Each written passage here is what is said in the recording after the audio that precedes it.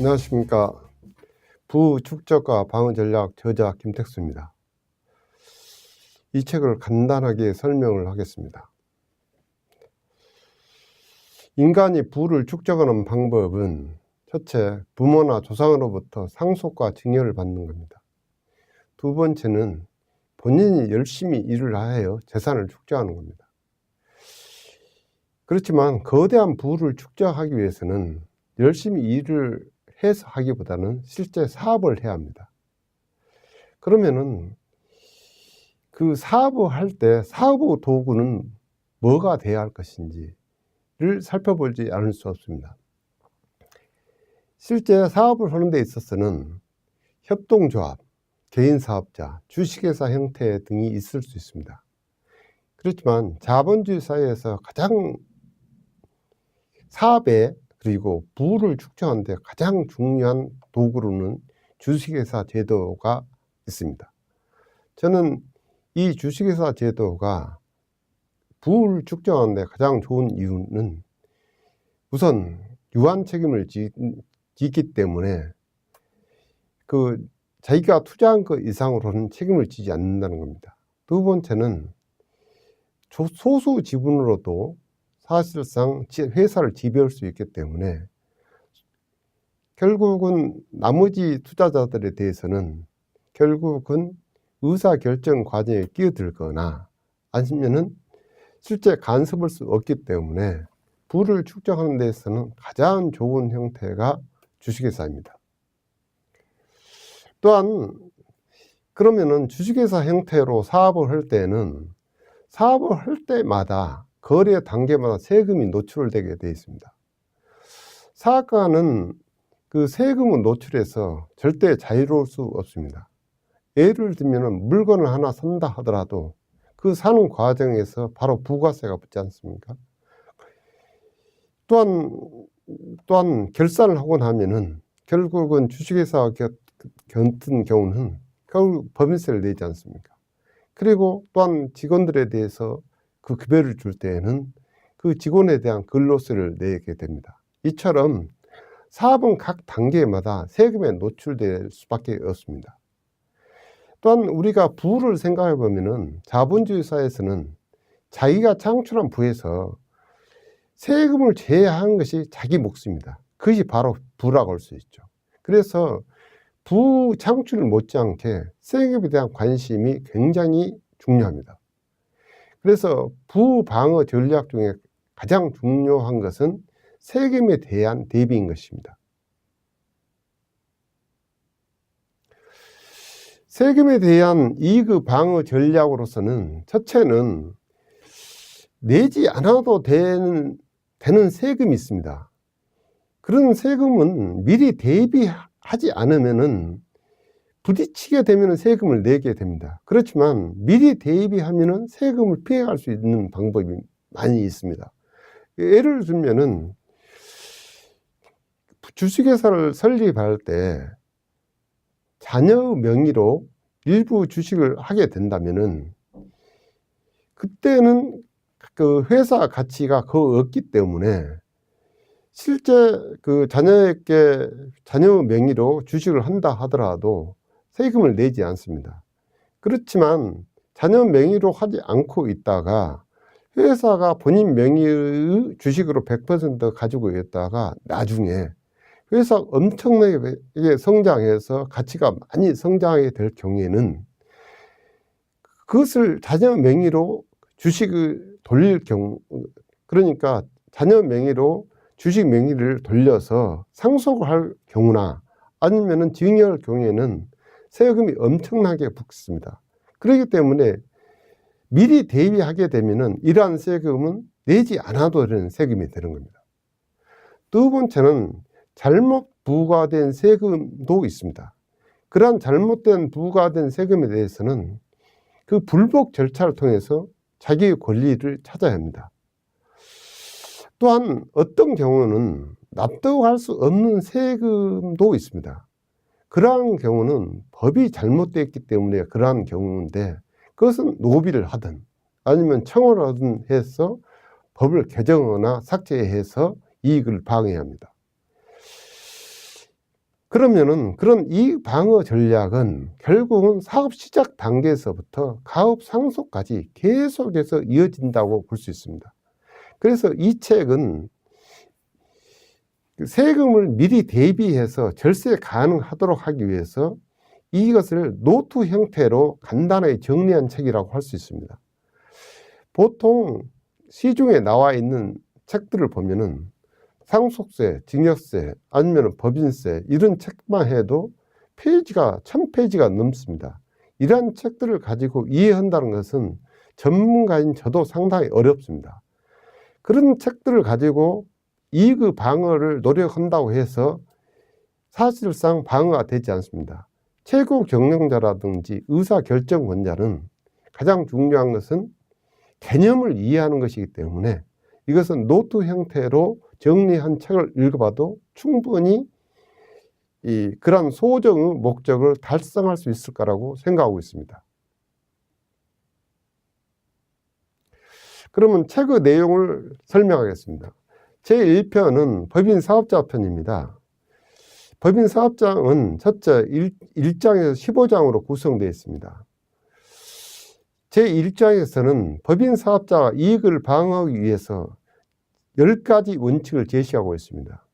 물론 여러 가지 원칙을 제시할 수 있지만 가장 중요한 원칙을 제시했기 때문에 그 원칙을 10가지로 정의한 것입니다. 물론 15가지도 있을 수도 있고 그렇지만 우리가 그것을 축소해서 가장 법인세를 전략하기 위한 방법으로 10가지를 세웠기 때문에 이 10가지 원칙을 정확히 알고 있으면 책의 내용을 전부 이해하는 것과 마찬가지일 것입니다. 이 편에서는 개인과 개인사업자 편이 있습니다. 물론 개인사업자는 법인사업자와 똑같은 이야기겠지만 이 편에서는 자산가들도 자산을 많이 가지고 있을 때 그 자산에 대해서 세금을 어떻게 전략할 건가에 대한 원칙을 제시했습니다. 그리고 나머지에 대해서는 구체적인 사례를 들어서 설명하고 있습니다. 그 1편 법인사업자 편에서 보면은 첫째 법인사업자, 개인사업자를 할지 협동조합을 할지 그 장단점을 비교해서 표로 만들어 제시하고 있습니다. 보통 저한테도 개인사업자로 하고 있는 분들이 찾아와서 법인사업자로 그 법인 전환을 하는 것이 좋은지 아니면 그대로 있는지를 상당히 물어보는 경우가 있습니다.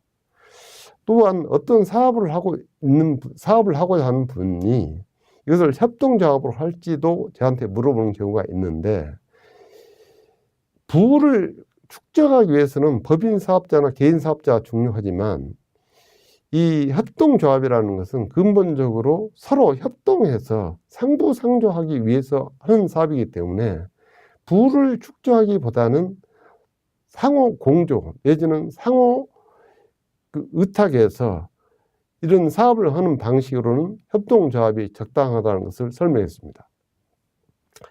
그리고 사업자를 내게 되면은 바로 부딪히게 되는 문제가 부가가치세 문제입니다. 부가가치세는 근본적으로 거래 단계마다 내는 세금이기 때문에 사업을 준비하는 단계에서 예를 들면은 비품으로서 컴퓨터를 산다든지 또한 그 책상을 산다든지 하는 단계에서부터 바로 세금 문제가 걸립니다. 만약에 그러한 세금 문제를 만약에 어떻게 하면은 사업을 시작하고 할 때 부가가치세를 개인이 물지 않고 법인에 의해서 환급받을 수 있는지 이러한 문제를 설명하겠습니다. 세 번째로는 직원 고용 시 가장 큰 부담은 인건비입니다. 그러면 인건비를 어떻게 설계하면은 회사에 가장 부담이 적은 인건비 설계가 가능한지에 대해서 설명했습니다. 예를 들면은 인건비 설계는 첫째 예를 들면은 연봉제로 할 건지 호봉제로 할 건지 이런 것들에 대한 것입니다. 그러면 연봉제는 어떤 장점이 있고 호봉제는 어떤 장점이 있는지 이런 것도 설명을 했고 또한 인건비 중에서는 또한 수시로 나가는 그 일용직이라든지 이런 것에 대한 것들도 설명을 충분히 해놨습니다. 네 번째는 접대비와 업무 무관 비용 구분입니다. 우리가 접대비라 하면은 일반적으로 사업상 필요에 의해서 사업과 연관해서 지출된 그 접대와 관련된 비용입니다. 그렇지만 그와 비슷한 비용으로서 외부에 지출을 했지만 그렇지만 업무와 전혀 무관한 비용이 있을 수 있습니다.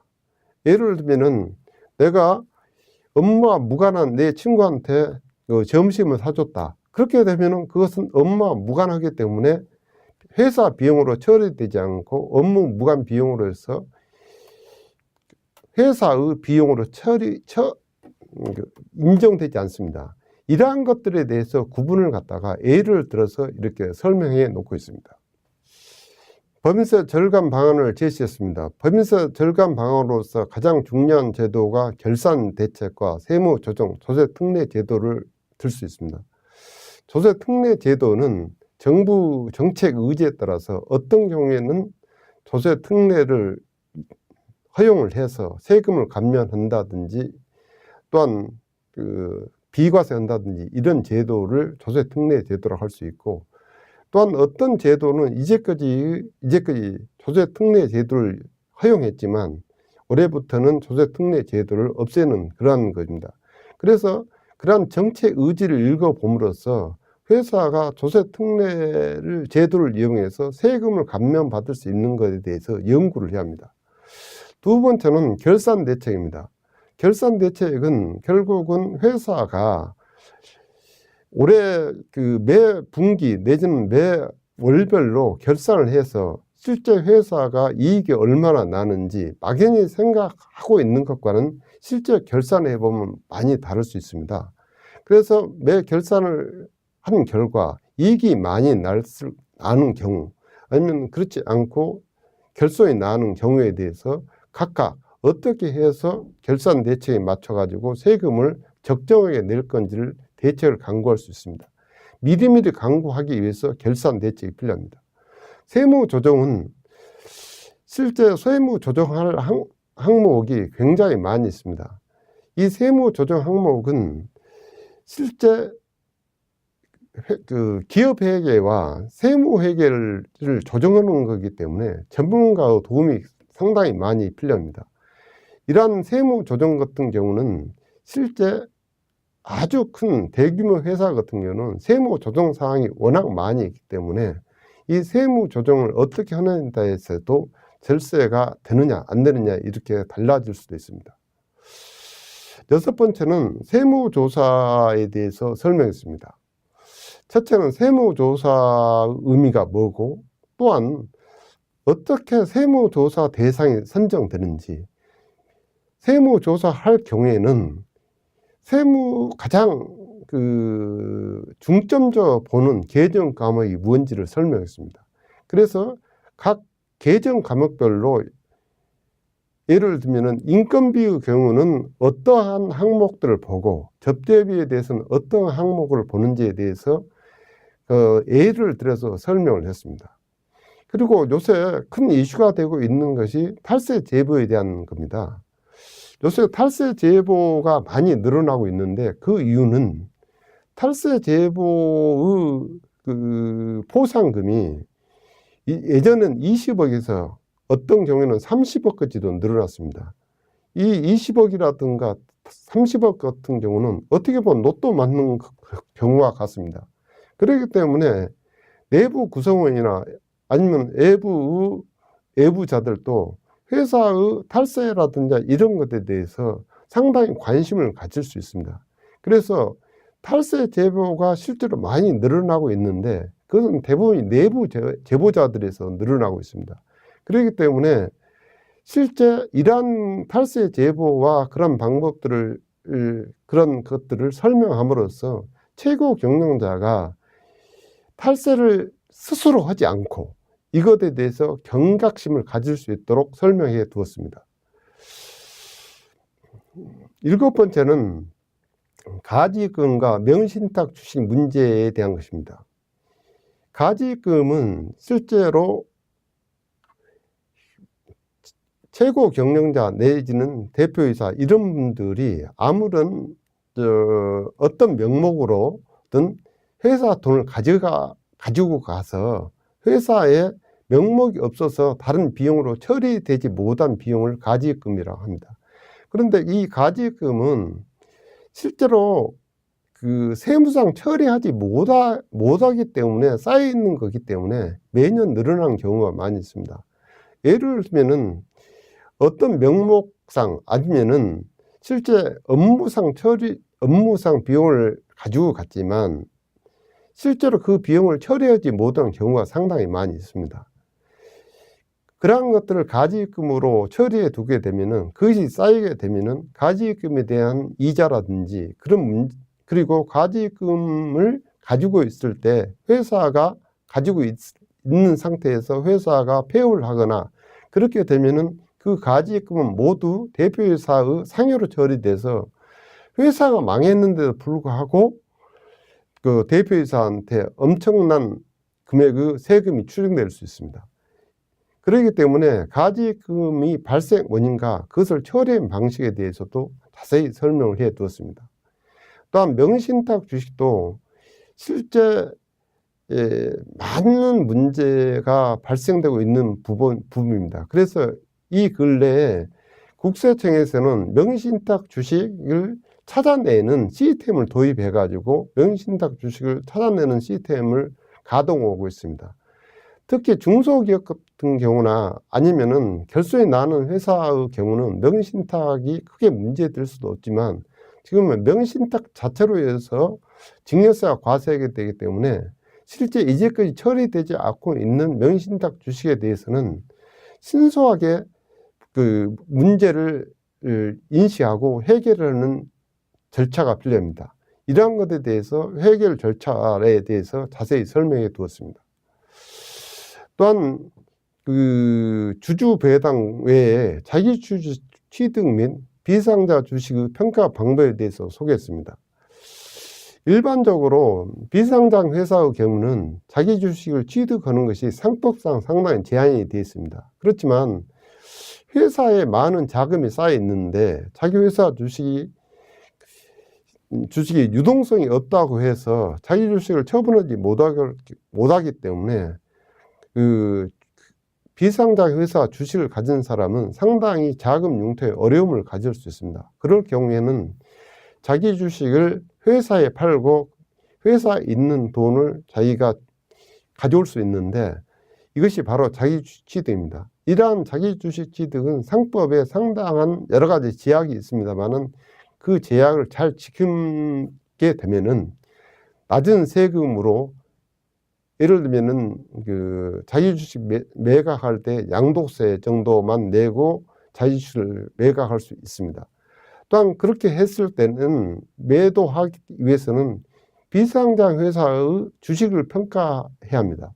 그 비상장 회사의 주식 평가 방법은 상속세 및 증여세법에 설명되어 있는데 그것을 간단하게 설명을 해서 자기 주식 취득할 때 방법을 보다 쉽게 이해할 수 있도록 하였습니다. 9번째는 법인 사업자에 대한 포괄적 증여 규정을 설명했습니다. 그 증여세에 대한 포괄 증여 방식이 일반화됨에 따라서 지금 법인 사업자가 그 특수 관계자에 대해서 어떠한 이익을 줄 경우는 그것이 모두 다 포괄적으로 증여로 되어 있습니다. 그렇지만 어떤 것이 증여가 되는지를 잘 모르기 때문에 그 법인세법에서도 포괄적 증여 규정을 예시 규정으로 해서 상당히 많이 예시를 해놨습니다. 그런데 그 중에서 가장 쉽게 이해하는 방법은 부담 방법으로 특수 관계자에게 증여하는 겁니다. 그렇기 때문에 결국 부담 방법으로 증여한다는 것은 이익을 증여한다는 것은 결국 최고 의사 결정권자가 특수 관계자에 대한 그 부당한 의사 결정이기 때문에 부당 의사 결정하지 않으면 증여 규정에 되지를 않습니다. 이러한 개념을 정확히 이해한다면 포괄적 징역 규정도 이해하기가 쉬울 겁니다. 10번째로는 가업 승계에 대한 과세 특례와 상속 공제에 대해서 설명했습니다. 우리가 창업을 한 후에 가업을 성공적으로 이끌어 왔다 하면은 어떻게 했습니까? 그 가업을 갖다가 매각을 한 그 사업체를 갖다가 타인에게 매각하거나 조금들에게 그 매각, 아니면은 자기 자식이라든지 그런 것을 승계시킬 수 있을 겁니다. 그래서 현재는 가업에 대해서는 승계 제도가 아주 잘 돼 있습니다. 특히 사전 증여라든지 이것에 대해서는 조세특례법에 대해서 자세히 설명되어 있고, 가업 상속 공제에는 상속세와 증여세법에 설명되어 있습니다. 그래서 이러한 제도를 이용하면은 실제 약 300억 정도의 자산을 상속 자산을 갖다가 아무런 세금 없이 상속이 가능할 겁니다. 그렇지만 이런 혜택을 주는 대신 실제 가업 상속을 받는 사람에 대해서는 여러 가지 의무 규정을 두고 있습니다. 이러한 의무 규정도 지켜야지만이 나중에 다시 그 의무 규정을 지키지 못함으로 인해서 다시 공제받았던 세금을 다시 토해내는 일이 없을 겁니다. 그래서 그러한 것을 의무를 어떻게 지킬 것인지에 대해서도 자세히 설명했습니다. 11번째는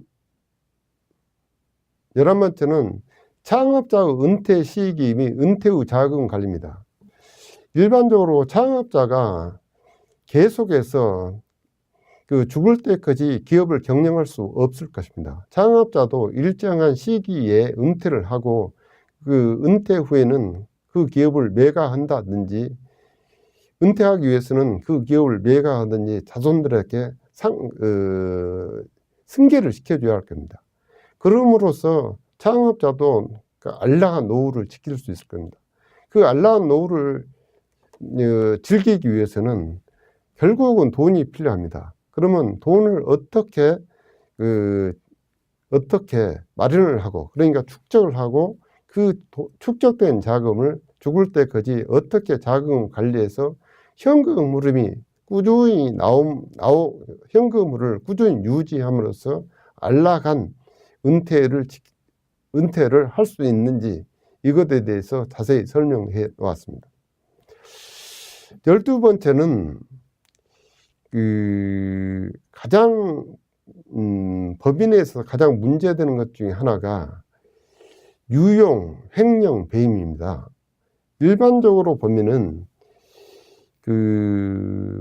법인 사업자, 그러니까 법인 사업자의 경우에는 유용이라든가 횡령, 배임 등에서 벗어나기 어려운데, 특히 배임에 대해서는 벗어나기 어렵습니다. 그렇지만 유용이라든가 횡령, 배임에 대해서 실제로 개념 자체도 상당히 어렵습니다. 그렇기 때문에 이것을 형사소송법이라든가 형법 이런 것을 찾아봐야 하는데, 사실상 사업하는 사람이 사업하기도 바쁜데 형법을 찾아서 유용이 뭔지, 횡령이 뭔지, 배임이 뭔지, 그리고 어떤 경우에 처벌을 받는지를 알 수가 없습니다. 그렇지만 어떤 기업 관련 문제가 발생되면은 배임 문제가 꼭 걸려들어서 빠져나올 수 없는 경우가 많이 있습니다. 그래서 법인 사업자, 그러니까 대표이사가 그러한 횡령, 유용, 배임에 대한 기본적인 개념을 이해하고 그 사례를 통해서 이러한 행위가 배임이고, 이러한 행위가 횡령이라는 것, 그리고 이러한 행위가 유용이라는 것을 설명했습니다. 이것만 알아도 실제 유용, 횡령, 배임에 있어서 상당히 자유로울 수 있을 것입니다. 2편은 개인과 개인 사업자 편인데, 첫째는 근로소득과 이자소득, 소득세 절세 방안입니다. 실제로 개인의 경우에는 앞서 설명드린 바와 같이 개인 사업자들도 세금을 전략하기 위한 10원칙이 있습니다. 10원칙에는 여러 가지 설명이 되어 있는데 가장 중요한 것은 소득의 개념을 잘 아는 것이 중요합니다. 예를 들면은 그 종합소득, 분류소득, 분리과세소득 이런 소득 개념을 정확히 알음으로써 실제 누진과세에서 벗어날 수 있습니다. 개인과 개인사업자에서 가장 중요한 개념 중에 하나는 누진과세를 피하는 겁니다. 누진과세는 실제 지금 그 가장 낮은 단계의 6%에서 가장 높은 단계인 40%까지 세율이 있습니다. 그러면 소득을 예를 들면 1억이 세금이 있다면은 만약에 1억에 대해서 만약에 24% 세율이 적용된다 하면은 그것을 갖다가 그 1억을 이자소득이라든지 분리과세되는 이자소득이라든지 근로소득 아니면 부동산소득 이런 식으로 구분이 많이 된다 하면은 실제 24% 세율이 아니라 뭐 6% 세율이 걸릴 수도 있고 15%짜리 세율이 걸릴 수 있습니다.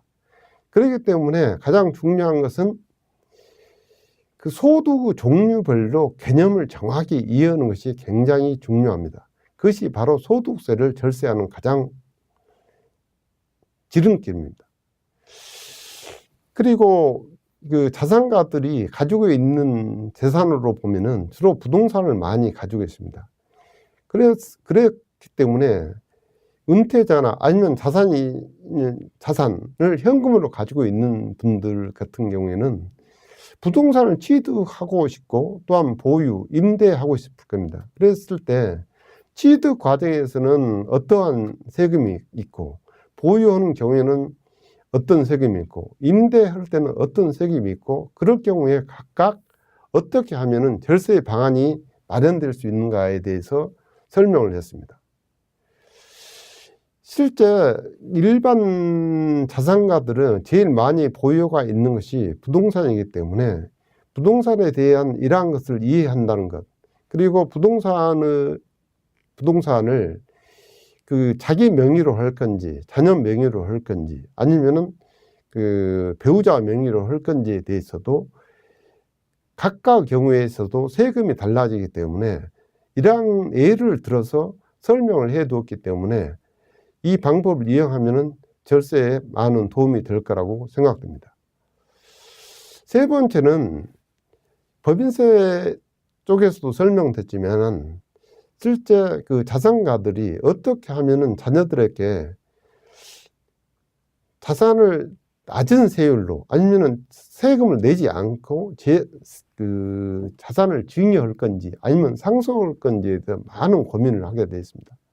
그렇지만 지금은 그 증여에 대해서 포괄적 그 증여 제도를 이용하기 때문에 실제로 빠져나갈 방안이 별로 많지 않습니다.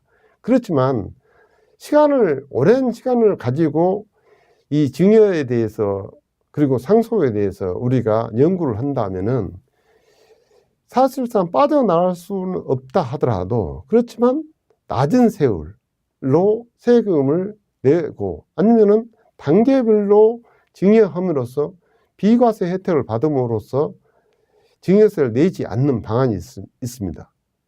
이러한 것들에 대해서 실제 그 사례를 들어서 설명하고 있기 때문에 그 사례를 읽어봄으로써 개념들을 충분히 이해할 수 있을 거라고 생각됩니다. 다음으로는 상속입니다. 우리가 그 죽어서도 그 생전에 내지 않는 세금은 결국은 상속을 통해서 세금을 내게 됩니다. 그러면은 상속은 언제부터 아니면은 그 내가 그 부인과 자녀 두 사람이 있었을 경우에 내가 재산이 어느 정도 있으면은 그 세금을 내게 될까 이런 개념을 가지고 있는 것이 중요합니다. 제가 대충 그 계산해 본 결과는 부인과 자녀 2명이 있을 때 보통 그 집비라든지 부동산과 그다음에 그 예금 이런 것들을 통틀어 가지고 약 11억부터 상속세가 과세될 수 있습니다. 그렇기 때문에 11억부터 20억까지 재산이 있는 경우에는 상속에 대해서 약간의 대비가 필요합니다. 그리고 약간의 대비만 가지고도 사실상 상속세를 낮은 세율로 상속을 할 수 있습니다. 그리고 만약에 재산이 20억이 넘어가게 된다 할 경우에는 상속세를 절감하기 위한 장기 계획을 세울 필요가 있습니다.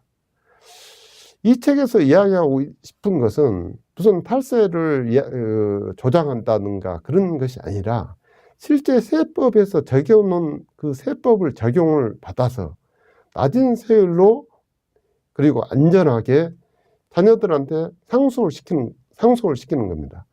그래서 절세 전략이 필요한 겁니다.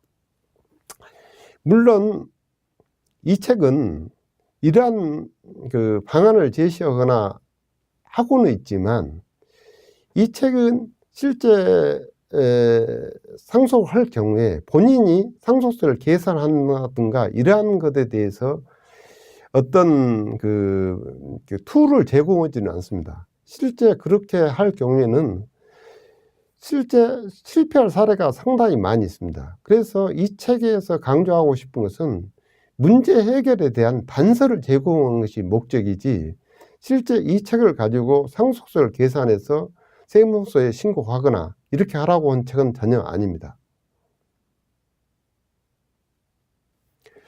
그래서 실제 문제를 해결하기 위해서는 반드시 그 주위 세무 전문가들에게 조언을 받고 시행규칙이라든가 통지, 판례 등을 참고할 필요가 있습니다. 물론 시행규칙이나 통지, 판례 등은 세무 전문가가 반드시 참고해야 할 수준이긴 하지만 실제 세법에서는 어떤 경우에서는 세금이 과세되지 않는다 아니면은 세금이 감면된다 하지만 시행규칙이나 통지, 판례 등에 보면은 실제는 세금이 과세되는 경우도 상당히 많이 있기 때문입니다. 그래서 실제 문제를 해결하기 위해서는 꼭 주위에 있는 세무 전문가의 조언을 꼭 받고 하시기 바랍니다. 또한 세법은 환경 변화나 정책 의지에 의해서 매년 삭제되거나 삽입되는 항목이 계속 있습니다. 그렇기 때문에 매년 새로운 개정된 내용을 참조해야 합니다. 보통 예전에 알고 있던 내용을 가지고 세법을 적용할 경우에는 실제 많은 실패가 있을 겁니다. 그렇기 때문에 매년 새로 개정된 내용이라든지 이것을 참조해야 하는데 실제 그것을 하기는 상당히 어렵습니다. 그래서 세법에 관련된 책들은 매년 갱신되기 때문에 올해 이 책을 사서 읽어봤다면은 다음에는 개정판을 사서 다시 읽어봐야 하는 그런 문제가 있습니다. 이상으로서 부주적과 방어 전략에 대한 설명을 마치겠습니다. 감사합니다.